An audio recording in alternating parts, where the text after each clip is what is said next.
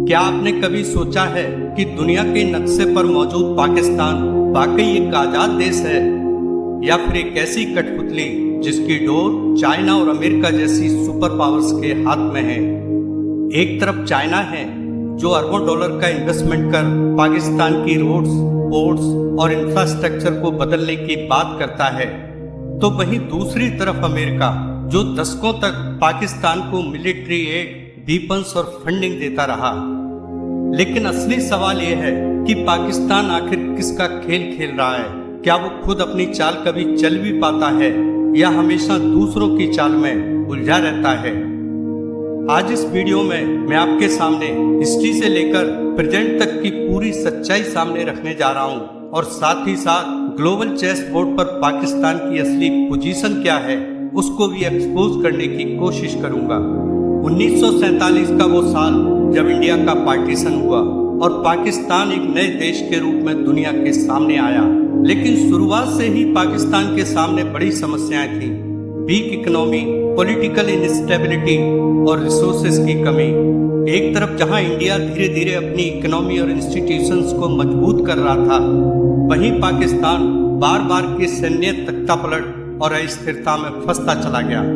अब एक नया देश जिसके पास रिसोर्सेज कम हो और स्टेबिलिटी भी न हो, उसे सरवाइव करने के लिए सपोर्ट सिस्टम, फंडिंग और स्ट्रॉन्ग एलाइज की जरूरत पड़ती है।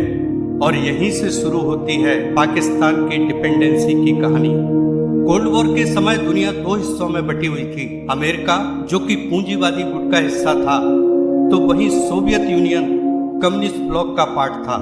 अमेरिका को ऐसे देश चाहिए थे जो उसके साथ खड़े रहें, और ऐसे में पाकिस्तान अमेरिका के लिए परफेक्ट कैंडिडेट बन गया, क्योंकि उसकी स्ट्रेटेजिक लोकेशन सोवियत यूनियन और मिडिल ईस्ट के पास थी। इसलिए अमेरिका ने पाकिस्तान को सपोर्ट करना शुरू किया। उसको मिलिट्री एड और एडवांस वेपन्स दिए, और साथ ही साथ फाइनेंशियल सपोर्ट भी शुरू किया, जिससे पाकिस्तान को पावर, मिलिट्री स्ट्रेंथ और ग्लोबल इंपॉर्टेंस मिलने लगा। लेकिन ये सपोर्ट फ्री नहीं था, इसकी कीमत पाकिस्तान को चुकानी पड़ी। अब पाकिस्तान को सारे काम अमेरिका के इंटरेस्ट के हिसाब से करने पड़ रहे थे। 1979 में जब सोवियत यूनियन और अफगानिस्तान वॉर शुरू हुआ, तो वहां पर अमेरिका ने भी एंट्री ले ली, और पाकिस्तान उसका सबसे बड़ा पार्टनर बन गया, जहां से अमेरिका ने CIA ऑपरेशंस चलाए और मुजाहिदीन को सपोर्ट किया, उनको हथियार सप्लाई किए। पाकिस्तान ने अमेरिका का भरपूर साथ दिया, लेकिन इसके जो साइड इफेक्ट हुए उसकी सजा पाकिस्तान आज तक भुगत रहा है। वहां पर आतंकवाद ने अपने पैर जमा लिए, जिससे इंटरनल इनस्टेबिलिटी पैदा हो गई। एक्सट्रीमिस्ट ग्रुप का प्रभाव बहुत तेजी से बढ़ता गया, और यही सब चीजें आगे जाकर पाकिस्तान के लिए सबसे बड़ी समस्या बन गई। समय के साथ अमेरिका और पाकिस्तान के रिश्तों में दरार आने लगी। अमेरिका को शक होने लगा कि पाकिस्तान डबल गेम खेल रहा है। एक तरफ अमेरिका का एलाय और दूसरी तरफ कुछ टेररिस्ट ग्रुप को इनडायरेक्टली सपोर्ट। और फिर आया 2011 में ओसामा बिन लादेन का पाकिस्तान में मिलना एक घटना अमेरिका के लिए बहुत बड़ा झटका थी, क्योंकि जिस व्यक्ति को अमेरिका पूरी दुनिया में ढूंढ रहा था, वो पाकिस्तान में छुपा हुआ था। इसके बाद अमेरिका का पाकिस्तान पर ट्रस्ट ऑलमोस्ट खत्म हो गया, जिसकी वजह से मिलिट्री एड भी कम हो गई और रिश्ते ठंडे बस्ते में चले गए। अब पाकिस्तान फिर से एक नए सहारे की तलाश में लग गया, और यहीं से एंट्री होती है चाइना की।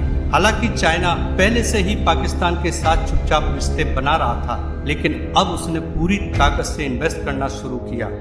CPEC, China Pakistan economic corridor, इस प्रोजेक्ट में चाइना ने $60 बिलियन से ज्यादा का इन्वेस्टमेंट किया, जिसमें रोड्स, हाईवे, रेलवे और ग्वादर पोर्ट का कंस्ट्रक्शन किया। सब कुछ तेजी से डेवलप होने लगा। लेकिन सवाल यह है, क्या चाइना सिर्फ मदद कर रहा था, या फिर इस इन्वेस्टमेंट के पीछे कोई बड़ा प्लान था? वास्तव में चाइना का इसमें अपना बहुत बड़ा फायदा छुपा हुआ था, क्योंकि वो अरेबियन सी तक डायरेक्ट एक्सेस चाहता है, जिससे ट्रेड रूट को सिक्योर किया जा सके, और साथ ही साथ इंडिया को स्ट्रेटेजिकली सराउंड कर सके। और पाकिस्तान फिर से एक बड़े पावर के प्रभाव में आ गया। अब सबसे बड़ा सवाल यह है कि क्या चाइना पाकिस्तान को डेवलप कर रहा है, या उसे कर्ज के जाल में फंसा रहा है? क्योंकि जो प्रोजेक्ट चाइना बना रहा है, उनके लोन्स भी चाइना ही दे रहा है, जो कि हाई इंटरेस्ट रेट पर तो हैं ही, साथ ही साथ रीपेमेंट प्रेशर भी बहुत ज़्यादा है। सोचिए, अगर पाकिस्तान लोन नहीं चुका पाया तो क्या होगा। पोर्ट्स और एसेट्स पर चाइना का कंट्रोल हो जाएगा, जैसा कि श्रीलंका के हम्बनटोटा पोर्ट का हुआ, जो कि अब चाइना के कंट्रोल में है। इसलिए कई एक्सपर्ट्स इसको डेवलपमेंट नहीं, डेट ट्रैप डिप्लोमेसी बताते हैं। आज पाकिस्तान की हालत क्या है बताने की जरूरत नहीं। इकोनॉमी पूरी तरह से बर्बाद हो चुकी है, इन्फ्लेशन हाई है और IMF लोन्स पर तेज चल रहा है। इस समय पाकिस्तान एक तरफ चाइना के कर्जे में है तो दूसरी तरफ IMF के, और सब जानते हैं कि IMF अमेरिका के प्रभाव में रहता है। मतलब पाकिस्तान दोनों पर डिपेंड है, चाइना से इंफ्रास्ट्रक्चर और IMF से फाइनेंशियल बेलआउट, जो कि इनडायरेक्टली अमेरिका ही है।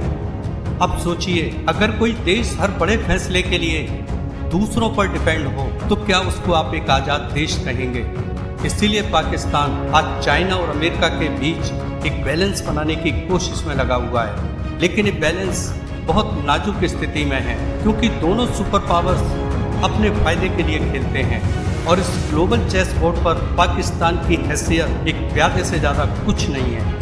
तो अब सवाल आपके सामने है कि आप पाकिस्तान को एक मजबूत और आज़ाद देश मानते हैं या फिर एक ऐसी कठपुतली जिसे बड़ी ताकतें अपने हिसाब से चला रही हैं। कोई भी देश छोटा हो या बड़ा, लेकिन अपनी आज़ादी से कभी भी समझौता नहीं करना चाहिए, क्योंकि जब कोई देश दो बड़े देशों के बीच एक प्यादा बन जाता है तो उस गेम का सबसे बड़ा लूजर वही होता है, क्योंकि वो अपनी मर्जी से कोई चाल नहीं चल पाता। दोस्तों, कमेंट कर अपनी राय जरूर देना कि आप पाकिस्तान के बारे में क्या सोचते हैं। धन्यवाद।